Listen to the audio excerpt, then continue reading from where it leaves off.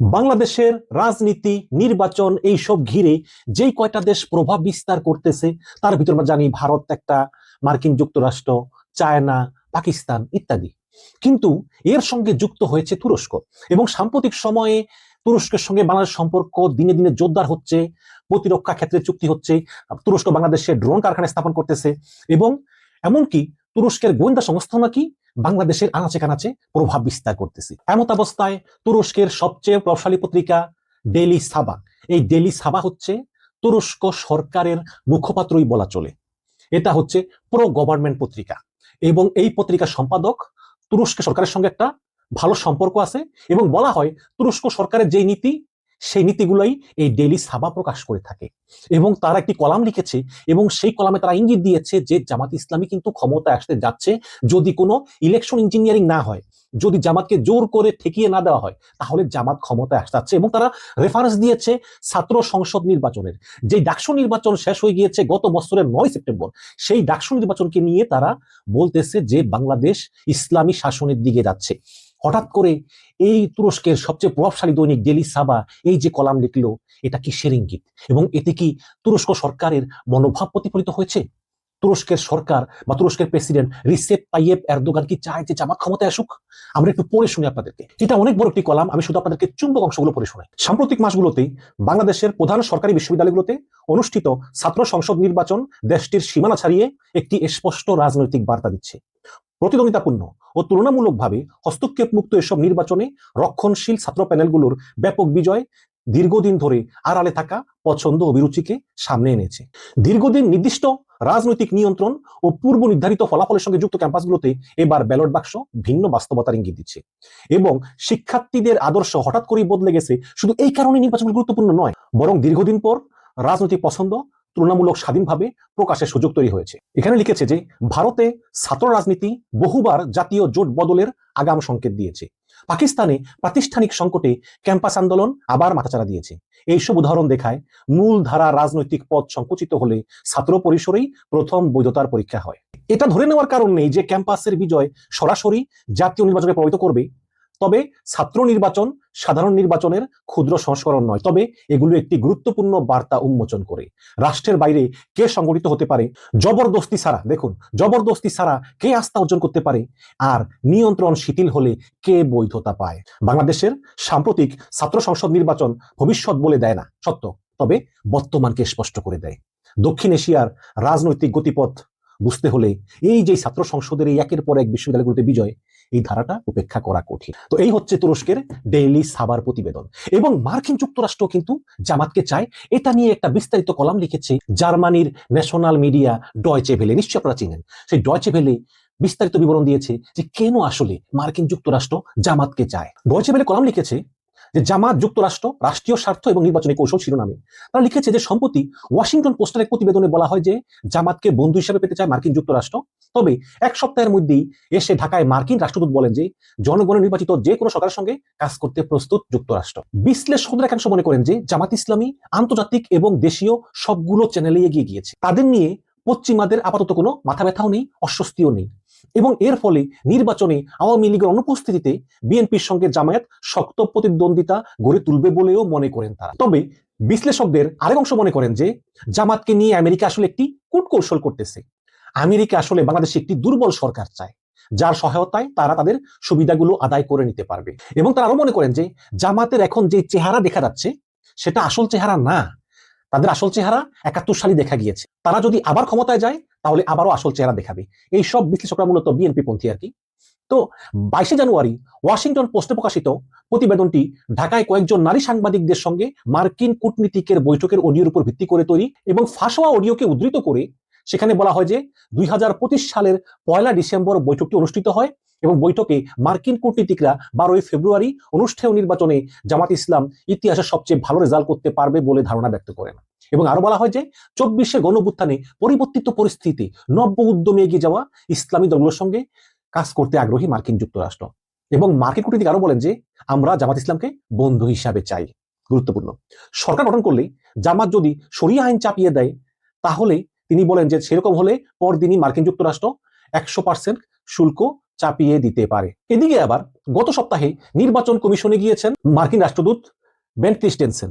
তিনি নির্বাচন কমিশনে গিয়ে প্রধান নির্বাচন কমিশনার এম নাসিরউদ্দিনের সঙ্গে বৈঠক শেষে তিনি বলেছেন যে বাংলাদেশের জনগণ যে সরকারকে নির্বাচিত করবে আমেরিকা সেই সরকারের সঙ্গেই কাজ করতে প্রস্তুত রয়েছে। এবারে নির্বাচনে জামাতের টার্গেট ছিল ইসলামপন্থী সব দলের ভোটটা এক বাক্সে আনা, কিন্তু সেটা হয়নি, কারণ ইসলামী আন্দোলন শেষ পর্যন্ত 11 দলীয় জোট থেকে বেরিয়ে যায়। তবে জুলাই অভ্যুত্থানের নেতৃত্ব দেওয়া তরুণদের দল এনসিপি যোগ দেওয়ায় জামাত নেতৃত্বাধীন জোটটা একটা নতুন মাত্রা পেয়েছে বলে মনে করছেন বিশ্লেষকদের একাংশ।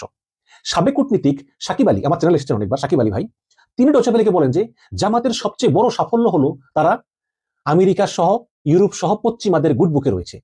তাদের নিয়ে মার্কিন যুক্তরাষ্ট্রের কোনো অস্বস্তি নেই, বরং তারা জামাতকে বন্ধু হিসাবে পেতে চায়। সাকিব আলী আরো বলেন যে আমার মনে হচ্ছে আমেরিকার সঙ্গে জামাতের অনেকদিন ধরেই কথা হচ্ছে, সাক্ষাৎ হচ্ছে, দেখা হচ্ছে, এবং জামাতের প্রতিনিধি দল ওয়াশিংটনে স্টেট ডিপার্টমেন্টে পর্যন্ত গিয়েছিল।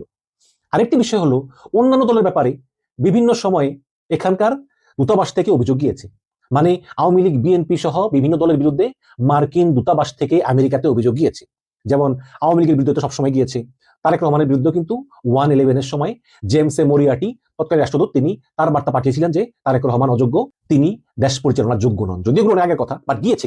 কিন্তু জামাতের ব্যাপারে অফিসিয়ালি মার্কিন দূতাবাস থেকে কোনো অভিযোগ মার্কিন স্টেট ডিপার্টমেন্টে আজ পর্যন্ত যায়নি। তাই তারা জামাতকে একটি মডারেট ইসলামী দল বলে মনে করে থাকে। সাকিব আলী ভাই আরো বলেন যে জামাত আসলে বাস্তবতা বিবেচনা করে আমেরিকা তাদের রাজনৈতিক কৌশল নিয়েছে। এর ফলে 2 বছর আগেও কেউ চিন্তা করতে পারেনি যে জামায়াত ক্ষমতার দাবিদার হয়ে উঠবে। অনেক সময় একটি ন্যারো বেসড পার্টি কিন্তু ক্ষমতায় চলে যেতে পারে, কিন্তু ক্ষমতায় থাকতে হলে বিগ টেন্ট পার্টি হতে হয়, এক তাঁবুর নিচে সবাইকে ধারণ করতে হয়। জামাত সেই চেষ্টা করতেছে বলেই আপাতত মনে হচ্ছে। এজন্যই তারা তারেক রহমানের সঙ্গে দেখা করতে গিয়ে বলেছিল নির্বাচনে যে জিতুক জাতীয় সরকার হবে। তবে সাকিব আলী ভাই আরো বলেন যে এটাকে আমি ইসলাম পন্থার উত্তর হিসাবে দেখতেছি না। জামাত কিছু ইস্যু সামনে নিয়ে এসেছে, আবার শরিয়া আইনের ব্যাপারেও তারা কিছু বলতেছে না। তারা চাঁদাবাজির বিরুদ্ধে, দুর্নীতির বিরুদ্ধে অবস্থান নিয়েছে, ইনসাফের কথা বলতেছে। এইভাবে কিন্তু ঢাকা বিশ্ববিদ্যালয় সহ এই পর্যন্ত যে কয়েকটি বিশ্ববিদ্যালয়ের ছাত্র সংসদ নির্বাচন হয়েছে সবকটিতেই তারা জয় পেয়েছে, এবং এতে তরুণদের মধ্যে জামাতকে নিয়ে অনেক আগ্রহ, এটা কিন্তু বোঝা যায়। এবং জামাতকে যারা ভোট দিয়েছে ছাত্র সংসদ নির্বাচনে, তারা কেউই কিন্তু ইসলাম কায়েমের জন্য ভোট দেয় নাই। তারা ভোট দিয়েছে দুর্নীতি, সন্ত্রাস বন্ধ করার জন্য, সৎ শাসন কায়েম করার জন্য। ঢাকা বিশ্ববিদ্যালয়ের রাষ্ট্রবিজ্ঞান বিভাগের অধ্যাপক ডক্টর সাব্বির আহমেদ ডয়চে ভেলেকে বলেন যে জামাতের জন্য ক্ষমতায় যাওয়ার একটা সম্ভাবনা অলরেডি তৈরি হয়ে গিয়েছে। বিশ্ববিদ্যালয়গুলোর ছাত্র সংসদ নির্বাচনে তাদের ছাত্র সংগঠন ইসলামী ছাত্র শিবিরের বিজয় সে ইঙ্গিত দিচ্ছে, এবং তারা খুব পরিকল্পনা মাফিক এগোচ্ছে। কিন্তু ক্ষমতায় না গেলেও জামাত যদি এবার শক্তিশালী বিরোধী দল হয়, সেটাও তাদের জন্য অনেক বড় অর্জন। তারা তো অতীতে এককভাবে 3টির বেশি আসন পায়নি, এবার যদি 30 থেকে 40টি আসনও পায় তাও হবে জামাতের বড় উত্থান। বলতেছে 30-40টি, দেখা যাক। আর মার্কিন কূটনীতিকের যে অডিওর কথা বলা হচ্ছে, যদি সেটা সঠিক হয় তাহলে মার্কিন যুক্তরাষ্ট্রের জামাতের প্রতি যে ঝোঁক তা বোঝা যায়।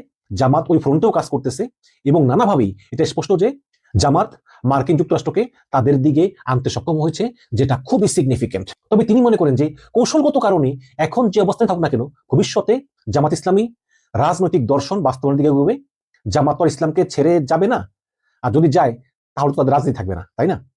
তাই আপাতত হয়তো কম্প্রোমাইজ করতেছে, ভবিষ্যতে ক্ষমতায় গেলে তারা ইসলামী আইন বাস্তবায়ন করলেও করতে পারে। তবে ঢাকা বিশ্ববিদ্যালয়ের রাষ্ট্রবিজ্ঞান বিভাগের শিক্ষক অধ্যাপক ফরিদউদ্দিন মনে করেন যে এবারে নির্বাচনে তরুণদের একটি বড় ভূমিকা থাকবে। তারা প্রায় 40%।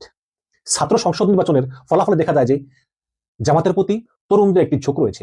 আজকে আমার এক কলিগ বলল, আমার কলিগের দুলাভাই হচ্ছে স্বেচ্ছাসেবক দলের সভাপতি, একটা উপজেলা স্বেচ্ছাসেবক দলের সভাপতি, এলাকাটা বলবো না, বলে চিনবেন। তো তিনি স্বেচ্ছাসেবক দলের সভাপতি। আমার কলিগ বলল যে তার বোনও ভোট দিবে জামাতে, এবং তার যে ভাগনা সেবার প্রথম ভোটার হয়েছে, সেও ভোট দিবে জামাতে। তো দেখুন, উপজেলা স্বেচ্ছাসেবক দলের সভাপতি, তার স্ত্রী এবং সন্তান তারা ভোট দিবে জামাতে, উনি একা ভোট দিবে ধানের শীষে। জামাত সুনির্দিষ্ট কিছু ইস্যু সামনে এনে অবস্থান শক্ত করেছে। জামাত ইসলামী সন্ত্রাস, দুর্নীতি এবং চাঁদাবাজির বিরুদ্ধে অবস্থান নিয়েছে, এবং বলছে সকল দলকে তো দেখা হয়েছে, এবার আমাদেরকে সুযোগ দিয়ে দেখেন। জামাত কিন্তু ইসলামী আইন কিংবা শরিয়া আইনের কথা সামনে আনতেছে না, বরং তারা গণতান্ত্রিক প্রক্রিয়া সাপোর্টের কথা বলতেছে।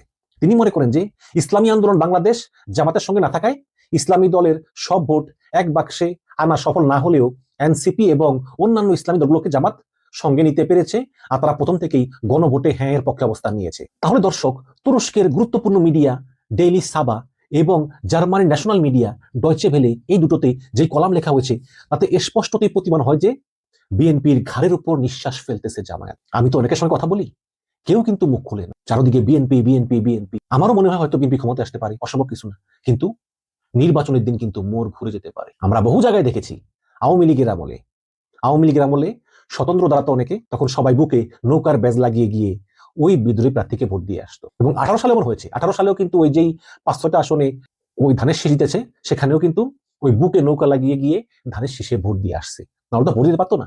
এবারও এমন হতে পারে যে ধানের শীষের ব্যাজ বুকে লাগিয়ে ভোট দিয়ে আসবে দাঁড়িপাল্লাতে, এবং প্রবাসী ভোটে কিন্তু অলরেডি জামাত অনেকে গিয়ে আছে। এটা খুবই স্পষ্ট যে ভারত ছাড়া আর যত বৈদেশিক চ্যানেল আছে, আমেরিকা বলেন, ইউরোপ বলেন, অস্ট্রেলিয়া বলেন, নিউজিল্যান্ড বলেন, এমনকি চীন বলেন, তুরস্ক বলেন, পাকিস্তান বলেন, সর্বদিক দিয়েই জামাত ইসলামের চ্যানেল একদম ক্লিয়ার। কিন্তু এই ভূরাজনৈতিক দিক দিয়ে বিএনপি অনেক পিছিয়ে আছে, এবং বিএনপিকে গোপনে গোপনে ভারত সমর্থন দিচ্ছে। তাও কেন দিচ্ছে? যে বিএনপি ক্ষমতায় গেলে হয়তো আওয়ামী লীগকে পুনর্বাসন করবে, আপাতত সমর্থন দিচ্ছে। যদি কোনোদিন আওয়ামী লীগকে পুনর্বাসন করতে পারে, তাহলে ভারত বিএনপিকেও ছুড়ে ফেলে দিবে, কারণ আওয়ামী লীগ ছাড়া ভারতের আর কোনো বন্ধু নাই। তো সেই দিক দিয়ে জামাত কিন্তু অনেকটাই এগিয়ে। বাকি থাকে জনগণের ভোট, সেটা 12 তারিখেই প্রমাণিত হবে জনগণ কাকে চায়, বিএনপিকে নাকি জামাতকে। তবে 12 তারিখে যে হাড্ডাহাড্ডি লড়াই হবে, এতে কোনো সন্দেহ নাই।